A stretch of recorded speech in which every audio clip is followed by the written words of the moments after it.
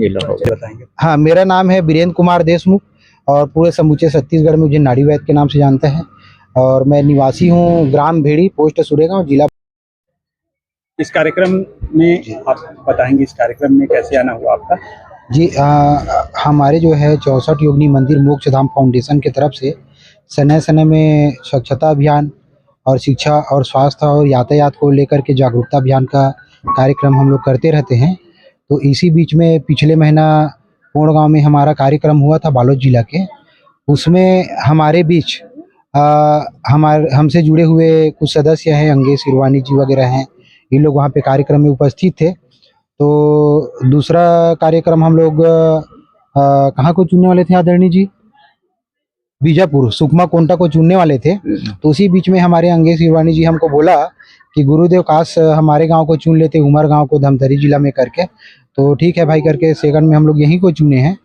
और हमारा उद्देश्य ये है कि पहले जब शौचालय नहीं होता था तो हमारे माताएं बहनें, हमारे बुजुर्ग, घर के परिजन लोग बाहर में शौचालय के लिए जाते थे जंगल झाड़ी में। तो कीड़े मकोड़े, सर्पदंश, बिच्छू के दंश से कई परिवार बेघर हो जाते थे, कई परिवार अनाथ हो जाता था। तो सरकार तो शौचालय बना दिया है, मगर इसका उपयोग हम लोग करते हैं और इसका साफ सफाई और स्वच्छ रखना भी हम लोग का जिम्मेदारी है। तो हम लोग स्वच्छता के प्रति हमारे देश के लोग सबल रहे और बढ़िया से ध्यान दें, अपने शौचालय को साफ सफाई रखें। कई लोग क्या है, शौचालय तो बना के रखते हैं मगर शौचालय में लकड़ी और कंडा वगैरह भर के रख देते हैं। तो इसको ना रखें, उसको साफ सफाई रखें। इसको ध्यान में रखते हुए प्रोत्साहन के तौर पे इनाम दिए हैं। जैसे पहला इनाम दिए हम लोग 5,000 रुपये दिए हैं उमर गाँव में आज, दूसरा इनाम दिए हैं 3,000 रुपया और तीसरा इनाम दिए हैं 2,000 रुपया। ताकि ये हमारा जो है पुरस्कार देने का मतलब उसको वाहवाही लूटना नहीं है हमारा।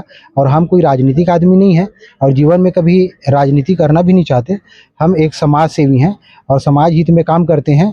और हमारा जो है पुरस्कार देने का मतलब ये है संस्था का, ताकि इस पुरस्कार को पा के अपने शौचालय को साफ सफाई रखें, स्वच्छता के प्रति, पर्यावरण के प्रति ध्यान दें और अपने गांव के, अपने छत्तीसगढ़ के, अपने देश के लोगों को स्वच्छता के प्रति प्रेरित करें। ये हमारा उद्देश्य है।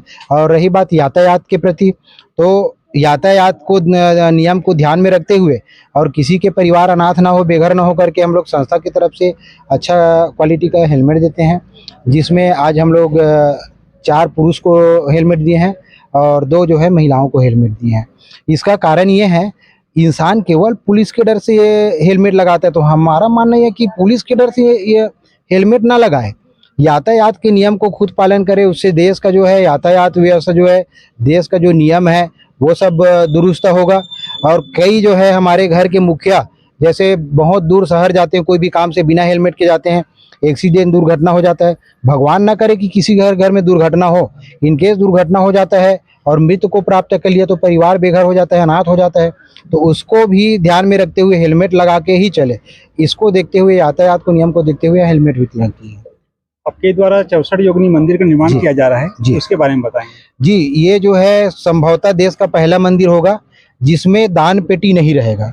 इसका उद्देश्य दान पेटी नहीं रखने का ये है, हम लोग नहीं रख रहे हैं और देश में किसी को, हम कोई महात्माओं को और कोई श्रद्धालुओं को मना नहीं कर रहे हैं कि आप भी मत रखो करके, हम नहीं रख रहे हैं। क्योंकि हमारा मानना ये है, भगवान को धन दौलत पैसा कौड़ी नहीं चाहिए। भगवान जो है आस्था, श्रद्धा और प्रेम के भूखे हैं।